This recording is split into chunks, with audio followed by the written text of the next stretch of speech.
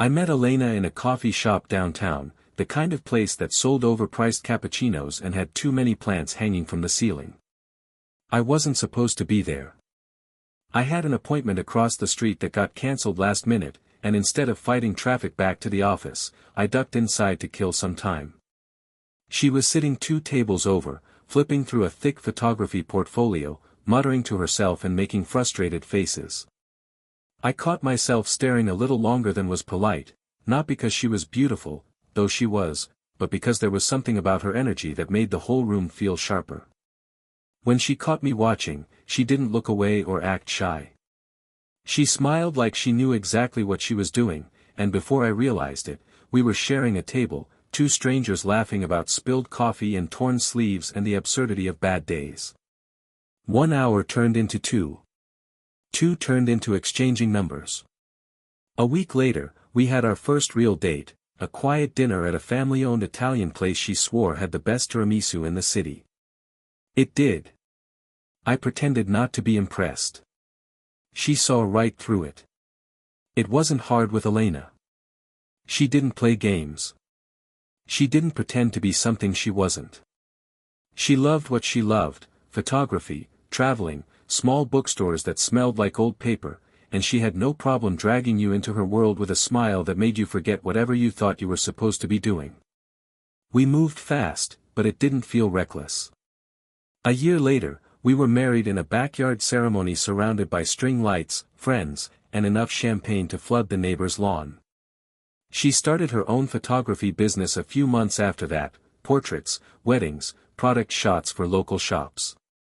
I helped where I could, carrying equipment, setting up lights, pretending to know what aperture meant when she needed a second pair of hands. Watching her work was like watching magic happen. She made people relax in ways I'd never seen before, caught moments that didn't even seem possible until she showed you the photos afterward. Meanwhile, my own career was solid. I ran a small but successful consulting firm that handled mid-size business expansions, not flashy, but steady. It gave us comfort. Weekends away. Nice dinners without checking the bill. A house that felt like ours, open, full of light, walls lined with framed prints from our favorite trips. We talked about kids a lot. Not in a someday way, but in a where would the crib go kind of way. We weren't rushing, but it was clear both of us saw it coming. Building a family wasn't a maybe, it was just another chapter waiting its turn.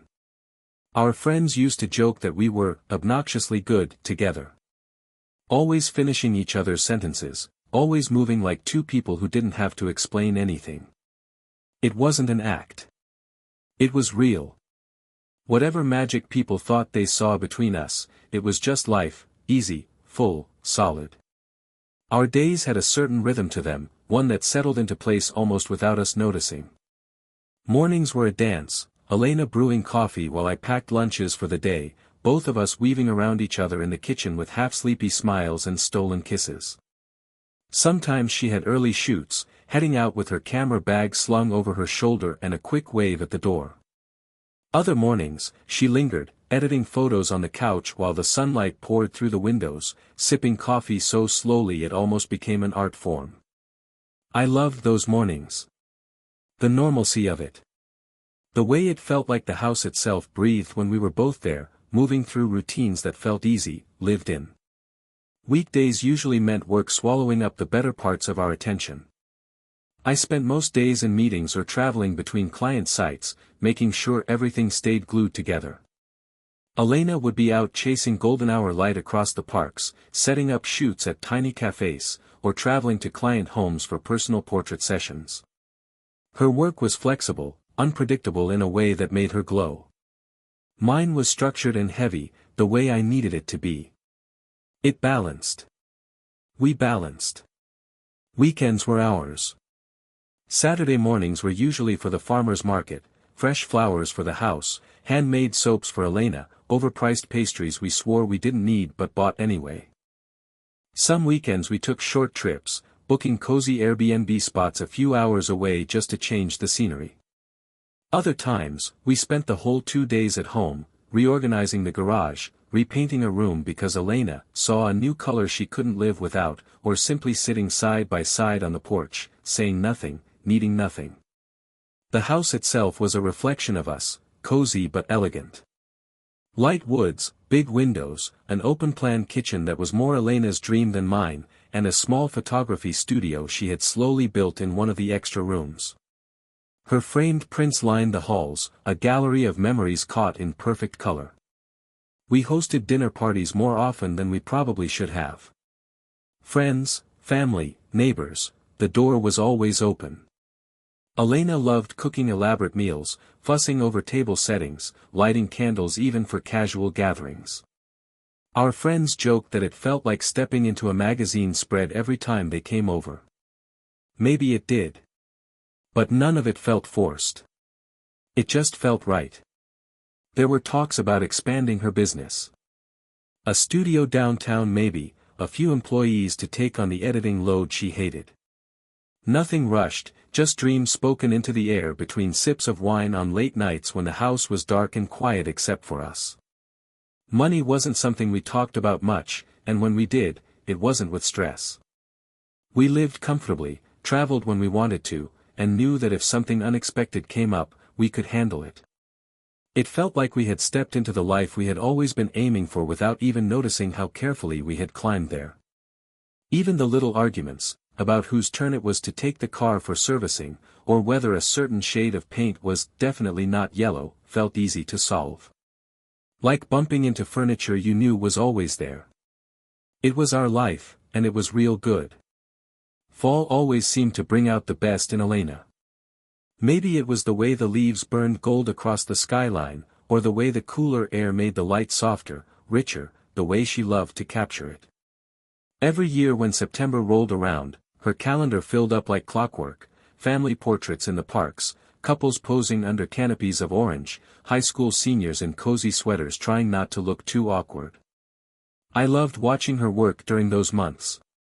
She was in her element, laughing with clients, crouching in the dirt to get the perfect angle, waving her hands around animatedly when she described her ideas. Sometimes, when our schedules lined up, I tagged along to help carry equipment. She would thank me with that bright smile of hers, and I'd joke that my only payment was dinner. It was a good trade. It always felt like a good trade. At home, life stayed steady.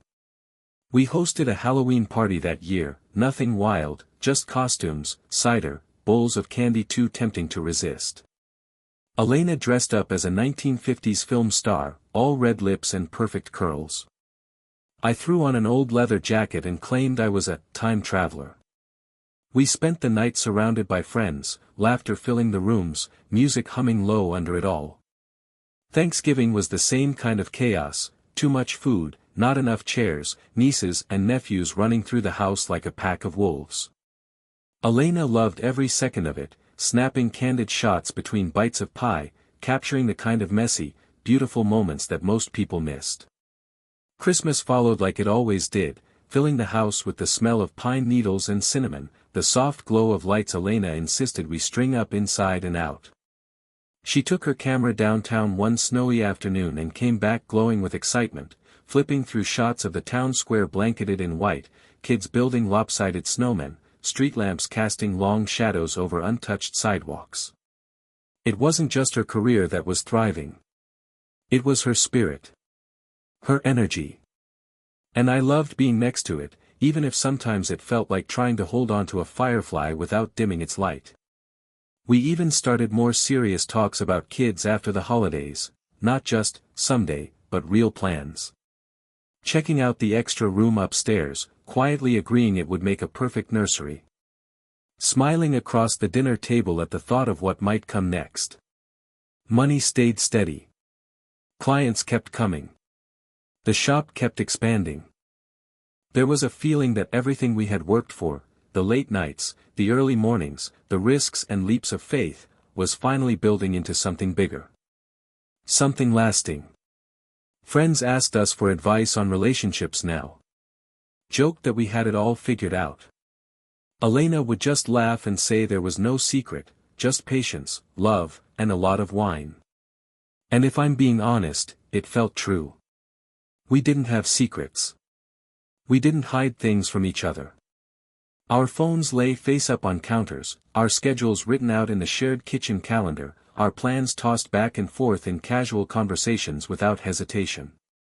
Spring came in slow that year, dragging its heels through the last cold winds and muddy streets, but when it finally settled in, everything seemed to stretch and breathe again. Elena was always busiest in the spring. Weddings, engagement shoots, senior portraits gearing up for graduation, her calendar filled up fast, and she loved every second of it. Watching her juggle bookings, meetings, last-minute edits, and late-night print orders would have been exhausting if it weren't for the way she made it look effortless. Somehow, she thrived in the chaos. We set up a better workspace for her that season, an upgrade to the small studio she'd carved out upstairs. New lighting rigs, a proper editing station, walls painted crisp white to bounce light the way she liked. I remember spending a full weekend covered in paint splatters and dust, teasing her about her endless vision boards, taped up everywhere. She kissed the side of my face when it was done, told me it was perfect, and the way she said it made every sore muscle worth it. Meanwhile, the consulting firm kept steady. New contracts came in, old clients renewed, and I found myself thinking more seriously about expanding the team. Nothing too big, just enough to free up some of my hours so I could focus more on the parts of the job I actually enjoyed. Our home life stayed easy, the same dance of two people who knew each other's rhythms without needing words. Some nights we barely crossed paths, me coming in late for meetings, her heading out early for sunrise shoots, but when we did, it felt natural to slip back into each other's space, picking up whatever conversation we'd left dangling days earlier. We still made time for the little things.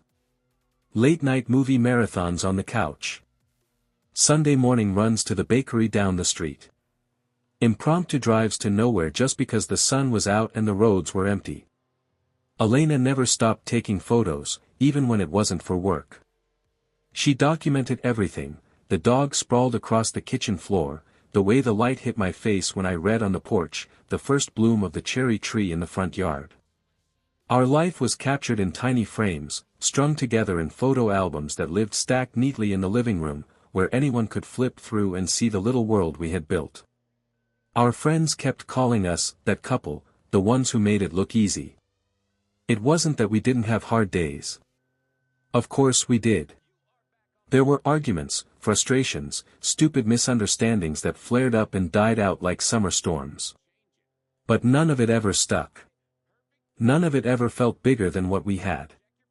We were good. We were solid. There were plans to travel more that year. Elena wanted to visit a few national parks, take a real road trip instead of just talking about it. We spent evenings mapping routes, picking places off her long, someday list, pretending we wouldn't get lost even though both of us knew we absolutely would. There was a future we could see clearly stretching out in front of us. And at that time, standing in the thick of it, I couldn't imagine a reason to question anything. It felt like everything was exactly where it was supposed to be. The first real warmth of summer started to creep in, pulling the days longer, making everything feel just a little lazier in the best way. Our weekends shifted too, fewer quick trips, more time spent in the backyard, grilling dinners we didn't plan, sipping wine under strings of fairy lights Elena had hung from the trees. Her business was thriving. Every day, it seemed like a new client inquiry popped up. Engagements, brand shoots, portfolio sessions. She barely had time to edit before the next booking lined up. I loved seeing her so alive with it, her hands flying across her laptop late into the night, a smile playing on her lips when she finally looked up to tell me about some amazing shot she caught earlier that day. Meanwhile, work on my end stayed consistent. The company was expanding slower than I'd hoped, but there was something solid about that too, the kind of growth that meant it would last. We still found time for each other, late breakfasts on Saturdays, lazy movie nights, early morning coffees squeezed between meetings and shoots. It wasn't always perfect, but it was full and real, and it felt like we were exactly where we were supposed to be. Sometimes, Elena talked about opening a second small studio, maybe renting a loft space downtown to handle bigger client loads. I encouraged it, of course. She was talented, and it made me proud to see her ambition turning into something concrete. Life was busy. But it was busy in all the ways we had once dreamed about. Or at least, that's how it seemed. It happened on a Saturday, just after lunch. We had finished eating outside, burgers, chips, a pitcher of lemonade sweating between us on the table, and I offered to handle the dishes while she ran upstairs to organize some of her files. She was prepping for a big shoot the next day and wanted everything lined up ahead of time. When I finished in the kitchen, I wandered upstairs, meaning to grab the basket of laundry she had left by the stairs. As I passed by her office, the door was open just a crack. Nothing weird about that, Elena hated closed doors. But inside, I caught a glimpse of her at her desk, quickly sliding a folder under another stack of papers when she heard my footsteps. I didn't stop. I didn't ask. It wasn't even a big movement, just a small, casual flick of her wrist, a motion too fast, too deliberate for someone just organizing paperwork. She smiled when I popped my head in and asked if she needed coffee for the editing session ahead of her. Said she was fine. Blew me a kiss across the room and promised she'd be down in an hour. I smiled back, grabbed the laundry basket, and went back downstairs. It was probably nothing. Busy days made people act weird sometimes, frazzled, distracted, forgetful. But somewhere in the back of my mind, a little knot tightened. Just a small one. Just enough to notice. It wasn't enough to accuse, or to even really worry. But for the first time in a long time, I realized there was a corner of her world I didn't fully see anymore. And I wasn't sure why. The next week passed in a way that didn't seem different at first. Elena was busy, bouncing between shoots, editing sessions, client calls. I stayed busy too, juggling meetings, chasing down late payments, trying to keep everything moving forward while the summer heat made it harder to focus. But the feeling stayed. It wasn't always there, gnawing at me. Most of the time, life moved like it always had. Coffee in the mornings. Texts during the day. Dinner at the counter when our schedules lined up right. Elena laughing at some dumb joke I made. Ava barking at squirrels in the backyard like she was defending a fortress. Normal. Familiar. But now and then, I'd catch something out of the corner of my eye that didn't quite sit right. The way Elena would close her laptop a little too fast when I walked by. The way she started taking more calls outside, sitting on the back steps instead of pacing around the kitchen like she used to. They were little things. Small enough to brush off individually. Together, though, they added a weight to the air I couldn't shake. One night, after she had gone to bed early claiming a headache, I stayed up on the couch, flicking through TV channels without really seeing any of it. Her camera bag sat by the door, zipped up neatly the way she always left it after a shoot. I caught myself staring at it, wondering who she had shot that day. Wondering when I had started wondering. We used to talk about her work all the time. She loved sharing her favorite photos with me, showing me the shots she was proud of, the weird stories about strange clients or perfect sunsets she managed to catch at the last minute. Lately, those conversations had gotten thinner. Shorter. Like she was tired, or distracted, or just not as interested in looping me into her world anymore. It wasn't enough to accuse. It wasn't even enough to be angry. It was just enough to notice. Enough to file away. I told myself it was the busy season. That we were both stretched thin. That relationships ebbed and flowed and this was just a lull, the way work sometimes took priority over everything else for a while. But part of me, the part that had built a life with her, that knew her better than anyone, couldn't stop feeling like I was missing something. Like a door had closed somewhere, quietly, while I wasn't looking. Still, I didn't say anything. I didn't ask about the phone calls. I didn't dig through her emails.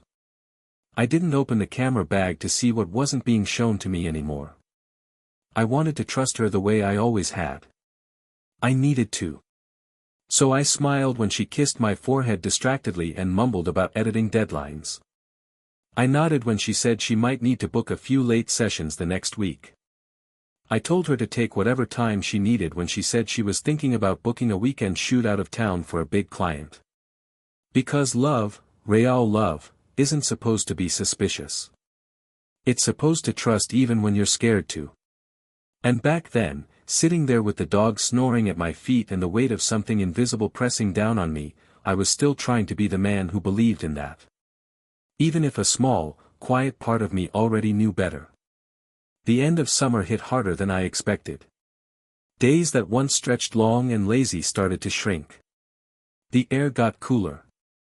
The sun dipped earlier. Elena's schedule didn't slow down with the change of season, if anything, it picked up even more. Fall weddings, engagement shoots, a handful of small business branding sessions. Her laptop lived on the kitchen table more than it did in her office now, her coffee cups trailing from room to room like breadcrumbs. I tried not to think too much about the moments that kept piling up, small but persistent. Times when she answered calls in the other room with the door closed. Times when she brushed off questions about who she was working with. Times when she would disappear into her office after dinner and stay there long after I'd gone to bed, the faint glow of her monitor the last light on in the house. At first, I chalked it up to work stress. She had always been passionate about her business, always pushed herself harder than necessary to meet deadlines and deliver perfect results. It made sense that she'd be overwhelmed sometimes, that she'd need space to focus. I told myself that over and over, but the more I said it, the less I believed it. One afternoon, I came home early from a client meeting that had been cancelled last minute. I didn't call ahead, no reason to, really, and when I stepped into the house, it was unusually quiet. No music playing from the speakers like usual. No clicking keyboard. No sound at all. I walked past the living room, into the kitchen, and found her camera equipment spread out across the table. She was nowhere in sight. Curious more than anything, I glanced at the folders she had stacked there. Most of them were labeled the way she always did, last names, dates, neat and professional. But one caught my eye because it wasn't labeled like the others. It just had a first name, scrawled quickly across the cover, and it wasn't a name I recognized from any of the conversations we'd had about her clients. I reached out without thinking, running my hand lightly over the folder, debating whether or not to open it. Something about it made my stomach knot. Before I could make a decision, I heard her footsteps on the stairs and pulled my hand back like a kid caught reaching for the cookie jar. Elena came into the kitchen a second later, all smiles, asking about my day like nothing was strange. I answered her, matching her energy, pretending that everything felt normal when it absolutely didn't. I didn't mention the folder. I didn't ask about the name. Not because I didn't want to know, but because I was afraid of what the answer might be. I wasn't ready to cross that line yet. I wasn't ready to be the guy who snooped, who accused without proof, who tore down the trust we had spent years building just because of a few bad feelings I couldn't explain. But as we stood there, side by side, making small talk about work and dinner plans and the latest show she wanted to binge, I couldn't shake the feeling that a part of her had already drifted somewhere I couldn't reach. I wasn't looking for trouble. I wasn't looking for heartbreak. But sometimes, you don't get to choose when the truth starts clawing its way to the surface. A few days later, the house felt unusually quiet. Elena had rushed out earlier for a last-minute client meeting, barely pausing to kiss me goodbye before grabbing her bag and disappearing down the driveway. I stayed behind with a loose plan to catch up on paperwork, but most of the evening slipped by with me half distracted, the house humming in that strange, empty way it sometimes did when she was gone. At some point, while straightening up the living room, I wandered past her workspace. Her folders were still scattered across the table, a little messier than usual. One folder in particular caught my eye, the same one I had noticed earlier, the one labeled with a single unfamiliar name. I hesitated for a long moment. Part of me still wanted to believe there was nothing to find. That opening it would make me feel like a fool, that it would be better to let it sit there, untouched, preserving the version of my life I still wanted to believe in. But my hand moved before my mind could stop it. I flipped open the cover carefully. The first few photographs seemed normal enough, portraits, a few candid shots. But as I turned the pages, the tone of the images shifted. They weren't professional portraits anymore. They weren't posed in any way that made sense for a portfolio. There were photos of Elena and a man I didn't recognize, close, personal shots that no client session should ever produce. Their bodies close, their hands too familiar, the expressions on their faces not the kind of smiles you share with a stranger. The more I looked, the heavier my chest felt. It wasn't just inappropriate, it was intimate in a way that made every room in the house feel smaller, every breath harder to take. There was no angle from which this was just a misunderstanding. No version of this that was innocent. I set the folder down slowly, my hands trembling more than I wanted to admit. The betrayal wasn't loud. It wasn't messy. It was quiet. It was sitting there on glossy paper, caught forever, undeniable. Elena hadn't just crossed a line, she had obliterated it. She had documented it. For a few minutes, I just stood there, the house settling around me like it was trying to pretend it hadn't been the scene of something broken. I stared out the window at the driveway, half expecting her car to pull up, half wondering if I could even look her in the eye when it did. I closed the folder and tucked it back under the stack where I found it, pushing it into the background like that could somehow push the betrayal away too. But the images were burned into my mind now. No hiding would erase them. There was a different weight pressing on me now, a sick, gnawing feeling that what I found was just the beginning. People don't make a habit of slipping once and photographing it like a trophy. If this had happened once, it had probably happened before. And I knew, deep down, without needing to flip through another folder or ask a single question, that Elena's camera had captured more than just that one secret. I didn't know what I was going to do next. I just knew that whatever came after this moment, there was no going back to the life we had before. And there was no forgiving what I had seen. I didn't sleep at all that night. The images I had found carved themselves into my mind, ugly and permanent. Every time I closed my eyes, they were there waiting for me, louder than the silence around me. I stopped trying to convince myself that there was a misunderstanding, that maybe there was some excuse buried somewhere. No, what I had seen was undeniable. It wasn't a mistake. It was a pattern, deliberate, repeated, hidden in plain sight. The next morning, I waited for Elena to leave again. She had another shoot, something she had scheduled at the last minute, and she kissed me goodbye like nothing had changed. I smiled back without saying much, watching her walk out the door with her camera bag slung casually over her shoulder. When her car disappeared around the corner, I went back to her workspace, my chest tight but my mind clear. It didn't take long to find more. Tucked deep in the drawers, underneath old receipts and client contracts, were more folders, each labeled with a single unfamiliar name.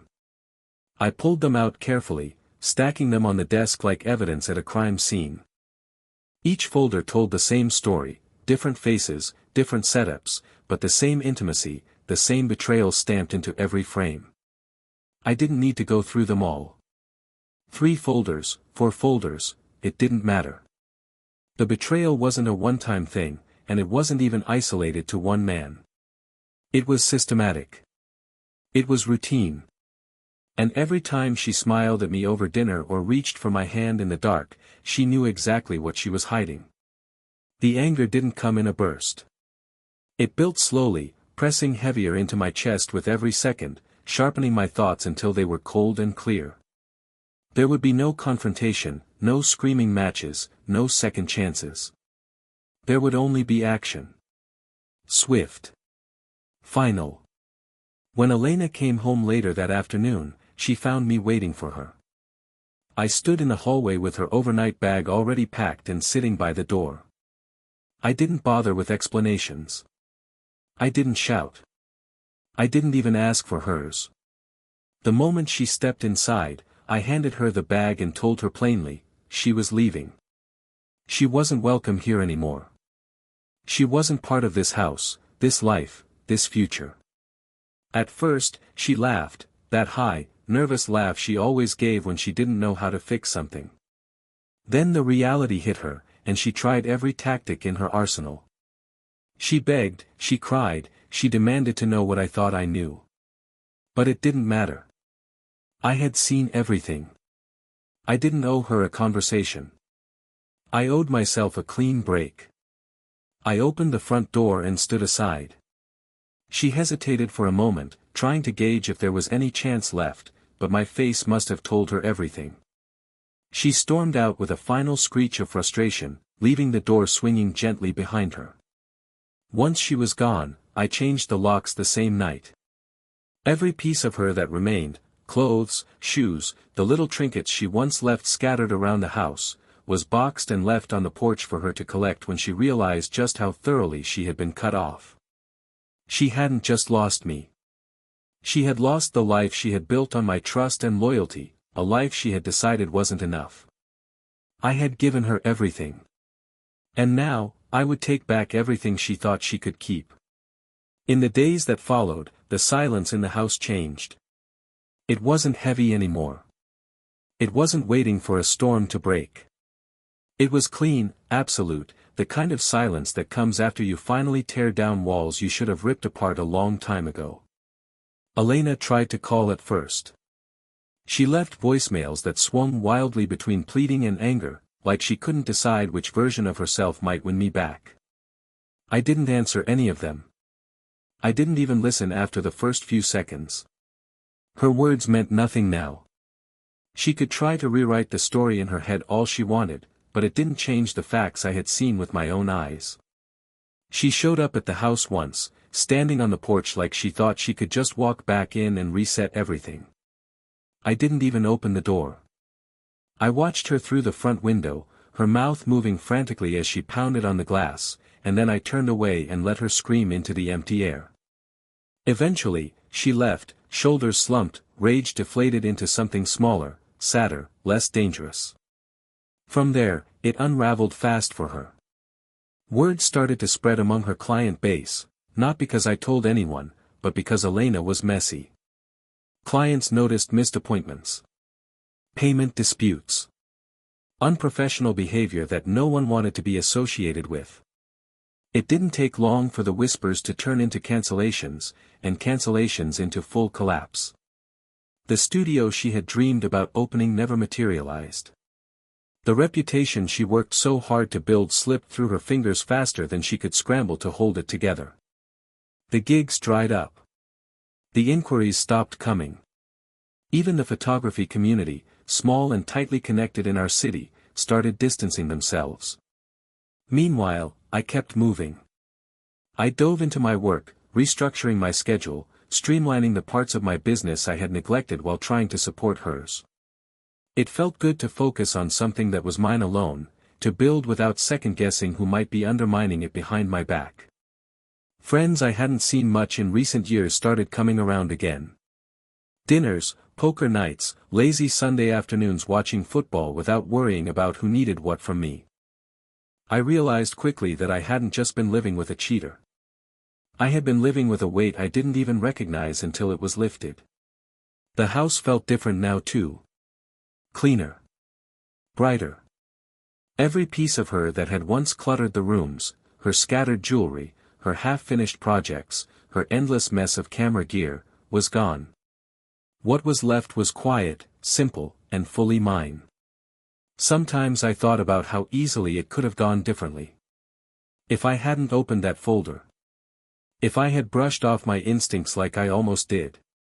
If I had accepted the little half-truths she fed me instead of digging deeper. But those thoughts didn't linger long. There was no sadness now. Only a strange kind of gratitude. Gratitude that I found out before wasting more years. Gratitude that I saw the truth before it could bury me completely. Gratitude that I had the strength to burn it all down instead of pretending it wasn't already on fire. Elena lost everything she tried to keep hidden. And I, the one she thought would be left shattered, was the one who walked away standing taller than ever. The seasons changed again, almost without me noticing. Leaves turned gold and red, the mornings came colder, and the air carried that familiar edge of something ending in something beginning. For the first time in a long time, I didn't feel stuck between the two. I wasn't mourning what I had lost. I was finally standing in the middle of my own life, fully awake to it. I made changes, slowly at first, but deliberately. I repainted rooms that had always been her choice of color, choosing shades that felt cleaner, brighter, more mine. I replaced the battered dining table she once insisted we keep with something solid, something that didn't carry the ghost of arguments and broken promises. Every piece of the life we had built together that didn't serve me anymore was stripped away, until the house didn't feel haunted by her memory, it felt like freedom. Work kept growing. Opportunities one might have missed before started falling into place. Without the distractions, without the hidden battles I hadn't even realized I was fighting, everything became clearer. Sharper. My decisions got better. My energy came back. The shop thrived under my full attention, and the expansion we once talked about, the one she had vaguely promised to help with but never prioritized, finally moved from idea to reality. I found time for myself too. Long walks with no destination. Nights spent actually reading the stack of books gathering dust on the nightstand. Slow weekends where no one else's needs came before my own. The weight of pretending to be happy enough was gone, and in its place was something quiet and steady. I heard things about Elena here and there. Whispers through mutual friends we hadn't entirely lost. She was struggling. Jobs didn't stick. People didn't trust her anymore. New ventures failed before they started. Relationships collapsed under the weight of her own choices. I didn't take joy in it. I didn't need revenge to feel good. Knowing that I had taken my life back was enough. Sometimes, when I sat on the porch late at night, the memories came back, not the betrayals, but the early years, when it was still real. When there was laughter, and late-night drives, and plans drawn on napkins at diners. It would have been easy to let those memories sour everything, to let bitterness take root. But I refused.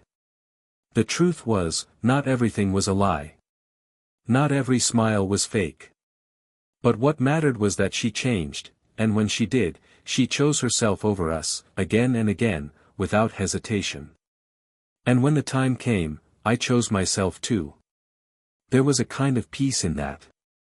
In knowing that I had given everything I had to the life we tried to build. In knowing that when it fell apart, it wasn't because I didn't fight hard enough, it was because some things aren't meant to be saved. Now, standing here with nothing but my own future stretched out ahead of me, I finally understood something simple, something I should have understood all along. Loyalty is never wasted. Love isn't either. Even when it's given to the wrong person, it teaches you what you deserve. And walking forward, stronger, smarter, free, I know exactly what kind of life I'm building now. And who I'll never let in again.